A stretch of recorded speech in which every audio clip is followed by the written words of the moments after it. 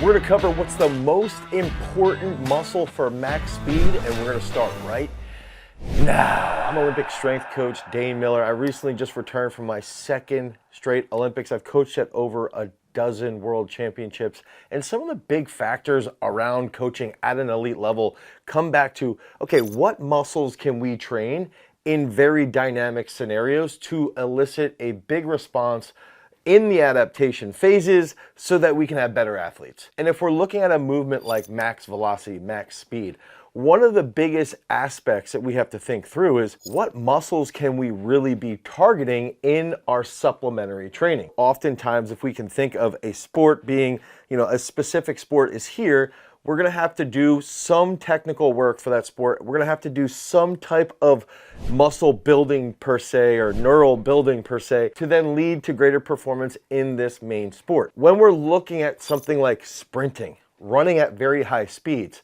the first thought process is that, okay, if you're a football player, a soccer player, a lacrosse player, a basketball player, all of this stuff is going to have some implication towards you. Obviously, if we're also a sprinter, learning what muscles hypertrophy or actually feed into the most important aspect, which is high velocity, that's going to play a major role in your success in that specific sport, in sprinting. And so one of the cool things that we have been able to look at is that recently, I think it was in January of this year, is that there was a study, muscle morphological changes and enhanced sprint running performance, a full 1-year observational study of well-trained sprinters. And so this paper provides a very quick glimpse into what is the most important muscle for max speed. And then it helps us identify, okay, this is the most important muscle for max speed. So we're going to share that with you. And then on the back end, I'm going to go through what we do inside of our strength training app, Peak Strength, and how we use this inside of our speed programming, and then also how we do that here at Garage Strength. So some of the big factors that we've got to think through is in this paper, okay, they're going to be looking at things like the relative volumes of the tensor fascia latae, okay, the TFL, the sartorius, biceps femoris, long head, biceps femoris, short head, semitendinosus, iliacus.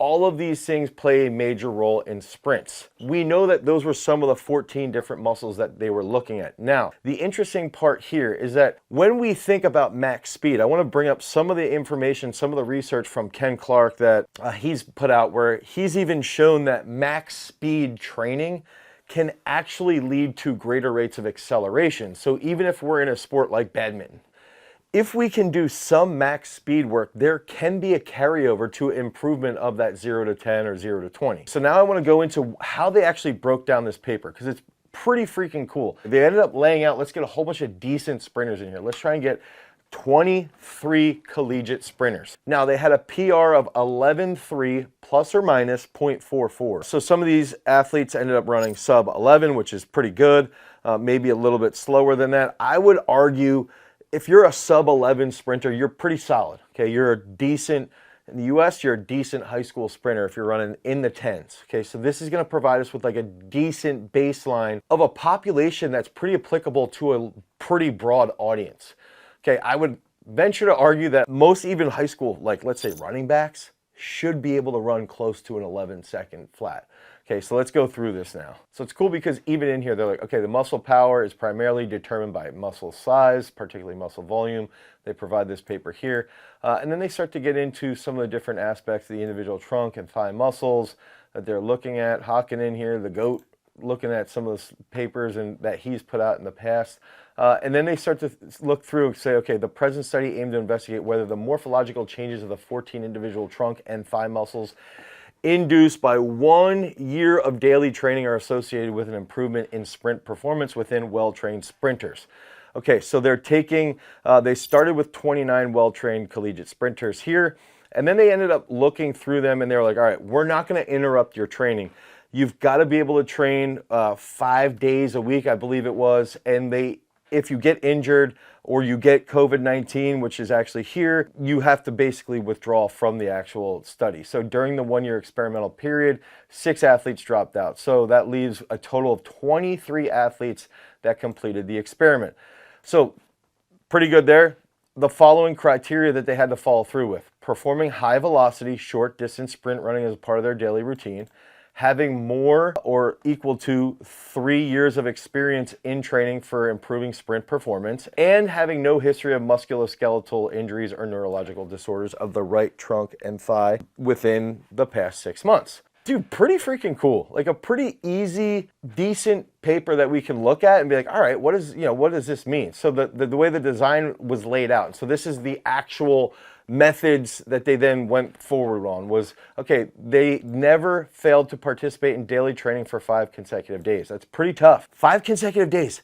That's one of the things that we actually track inside of Peak Strength is if we're looking at how you're training, okay, we can actually see like, hey, you miss workouts for like the last 2 weeks. Why don't you try and pick up a workout? So when we use this paper and this information and the knowledge that we have from training sprinters on site and training running backs, training wide receivers, basketball players, all of this information has been used to develop our speed programs inside of our strength training app, Peak Strength. So head over to Peak Strength. You can pick that up. You can get in a speed program. Now let's get back to this. The athletes participated in measurement sessions of sprint performance and muscle size across 2 days, okay? Before and after the observation period. On the first day, the 100-meter sprint tests were performed, and then on the second day, they took magnetic resonance images, MRIs, of the trunk, hip, and thigh to calculate the volumes of the trunk and thigh muscles. And then the interval between the 2 measurements were from 1 to 3 weeks among the athletes. So they ended up looking through, okay, let's let these guys train. Let's give them about a year, November 21 to November of 22. Let's look at different aspects. They're going to use cameras and actual lasers to determine speeds and times from 0 to 10 meters. So that's going to show us acceleration. The 50 to 60, we want to see the velocity that they're hitting from that 50 to 60 meter mark. So that's going to show us that flying 10 at a pretty high speed, probably the highest speed of the athlete. And then the 0 to 100. So we're seeing some pretty cool glimpses here. And they ended up, again, using a camera here, 2 cameras at 5 meters apart, 250 FPS, so pretty powerful cameras, right? Going through this whole thing, they had a warm-up that consisted of light jogging, dynamic stretching, some short sprints, and then the athletes performed 2 100-meter sprints at the maximal effort. They had starting blocks, really good layout. Now, after they took these measurements, they let them train for a year. So this is where it comes into what's the most important muscle for max speed. If we know that in 2009, that paper showed us that muscle size and volume can play a massive role in power output for speed, let's see what happens. And do their times actually improve? I wanted to go through and see, okay, daily training for improving the sprint performance right here. During the observational period, we carefully recorded the content of the athlete's daily training. So what does that mean? This was divided into prep and competitive periods. And then during both those periods, the athletes trained 5 days per week.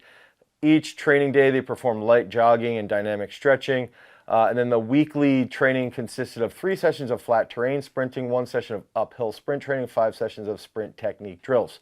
2 sessions of horizontal jumps, so they're doing some plyometric stuff, just like we do inside of Peak Strength. On that athlete day, 2 sessions of vertical jumps, 2 sessions of rep max based exercises. Okay, so 5 sessions of body mass based exercises for trunk and thigh muscles, ab work, stuff along those lines. So this is, again, something that gets really interesting. It's pretty easy, and even when we're looking at training high school kids or college kids here in the United States or wherever you guys are that are consuming this video, is that it's a pretty good population to pull from for reality. And I'm going to share with you my thoughts and what I think we can use to really start to build out this specific muscle. So the age, body height, and mass of the 23 athletes. So 19 and a half years of age up to 20, about 173 centimeters. Body mass was around 66 to 72 kilograms. Pretty good body weight there. Maybe I would argue sprinters could be a little bit heavier. They engage in 100 to 400 meter sprints, long and triple jumps, and decathlon. Their personal best records in the 100 meter range from 10.5 to 12.10. So that goes through with that 11.36 plus or minus 0.44. So if somebody did run a 10.5, that's solid. They had greater than, so they actually had more than 4 years of experience. So let's get into the changes in the absolute and relative volume. The absolute muscle volumes of the sartorius, biceps, femoris. We're going through this and we're seeing some really cool stuff. So the change in relative volume was significantly positively correlated with the change in sprint velocity at 50 to 60 centimeters. So every muscle had an improvement in hypertrophy size, but there was only one that got bigger that drastically improved the overall speed. So we had TFL, biceps femoris, sartorius, biceps femoris, short head, iliacus. Those were like some of the major ones that they were looking at. Now, let's find out what that exact muscle is. Right here, we're going to see among the hypertrophied muscles, TFL, sartorius, biceps femoris, biceps femoris, short head, all of these, okay, semitendinosus, iliacus. Only the change in the semitendinosus was positively correlated with the change in sprint velocity at 50 to 60 meter interval. Similar to our finding, a previous cross-sectional study reported that sprinters with a large semitendinosus showed high sprint velocity during the maximal velocity phase, which is 50 to 60 meters based off of Takahashi from 2021. So, there's been uncertainty about whether hypertrophy of the specific muscle is linked to an improvement in the sprint performance within well-trained sprinters owing to the multifactorial nature of sprint running. That's a big factor, is that we've got to understand how many different things are at play here. This longitudinal study provides the finding that the semitendinosus hypertrophy seems to be associated with an improvement in sprint performance during the max velocity phase. So if you want your absolute fastest velocity to increase, to be even faster, we've got to try to establish some type of hypertrophy in the semitendinosus through effective training manners, okay? So we can't just try and do bodybuilding work to get that as swole as possible and then expect that to carry over to the track. There's some interesting ways that we can do this, and that's what I want to provide here after we go through this. The changes in the relative volumes of the hypertrophied muscles were not significantly correlated with either the changes in sprint velocities at 0 to 100 or 0 to 10. The present results suggest that the hypertrophy of some trunk and thigh muscles doesn't necessarily influence sprint performance during the entire 100 or its initial acceleration phase. So I think that that's just, that's some interesting stuff that we got to take aside here. And then they bring up neural activation, morphological properties may explain the positive correlation between the change in the relative volume of the semitendinosus and the change in the sprint velocity at 50 to 60 meters. So when we're looking at training, let's just say in the specific case of a semitendinosus, and we know that this is part of the hamstring group. Okay, so if we can understand that it's part of the hamstring group, and we can understand that biceps femoris injuries can actually also prevent hypertrophy of the semitendinosus, one thing we've got to be aware of is we've got to make sure that we're doing exercises that can prevent or at least help us recover from hamstring injuries. And that video is coming to our channel in the very near future. Now, I like to break training with speed work, looking at their speed sessions. Okay, so we might do an acceleration session, and then we might do a max velocity session.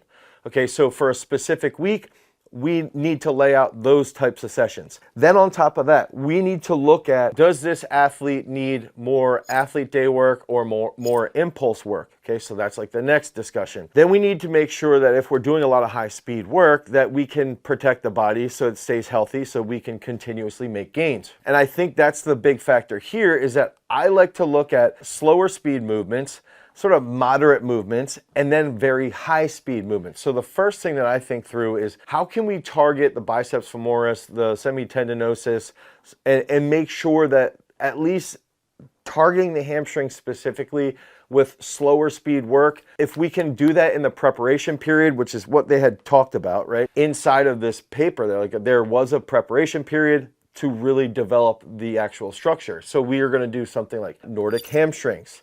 I even like to do something like deficit RDLs. Okay, so those two exercises, slower speeds, maybe a little bit easier on the eccentric or a little bit slower on the eccentric, that can provide a good baseline. Now, it's done at a slower rate, so we've just got to be aware that it's not the absolute best way to transfer to high max volume or max velocity, but it's a start of building that baseline. And then that takes us into the more dynamic movements. Okay, so I'm going to look at like a single leg RDL that's swinging, okay? A swinging single leg RDL into a hip lock can actually help target the semitendinosus a bit more.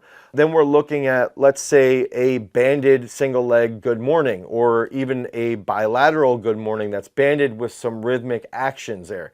That's another way to target the hamstring group with a little bit more speed, with a little bit more recruitment. And then finally, what I like to do is take like the fastest movements possible. Okay, so the fastest movements possible that could carry over.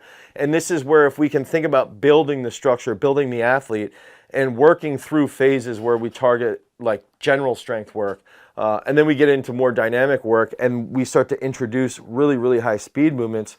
The big things that we can do is do single leg bounds, do single leg bounds over mini hurdles, and then finally even doing things 50 to 90 meter sprints, 50 to 100 meter sprints. Then we understand that if we can keep this athlete healthy over a long period of time, we will see a change in the size of their semitendinosus. And if we see that change in their semitendinosus, it's going to lead to more max velocity or a higher rate of velocity for that athlete. So the big factor here for me was to learn through and go through how can we protect that muscle group, okay, to keep it healthy, then add some size from the volume of the sprint work, and make sure that we periodize and program things as effectively as possible as we're building out that speed-based program. That's exactly what we've done inside of Peak Strength. So head over to peakstrength.app, the Google Play Store or the Apple iOS Store, download Peak Strength and get into our brand new speed programs to help you become an absolute speed demon. Because remember, freaks, if you want to become a champion, you've always got to cultivate your power. Peace.